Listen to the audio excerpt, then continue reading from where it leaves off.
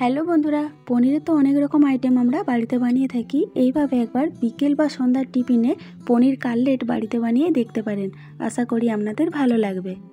তো প্রথমে পনিরটিকে হাতের সাহায্যে গুঁড়ো করে নিতে হবে। এখানে আপনারা গ্রেটারের সাহায্যেও গ্রেট করে নিতে পারেন।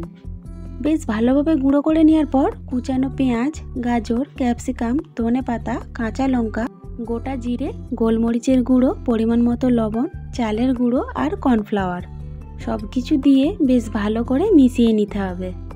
5 মিনিট রেস্টে রাখার পর হাতের সাহায্যে গোল করে নিয়ে এবার কাটলেটের আকারে তৈরি করে নিতে হবে। সবগুলি একইভাবে তৈরি করে নেওয়ার পর গরম তাওয়াতে বাটার গলিয়ে কাটলেটগুলি একে একে দিয়ে দিতে হবে। কম আঁচে এপিট ওপিট বেশ ভালো করে ভেজে নিলেই পনির কাটলেট তৈরি। তো বন্ধুরা, গরম গরম পনির কাটলেট পরিবেশন করুন সসের সাথে। কোনো রকম বাটাবাটি ঝামেলা ছাড়াই সামান্য কয়েকটা উপকরণ দিয়ে বানিয়ে ফেলুন এই স্বাস্থ্যকর টিফিন।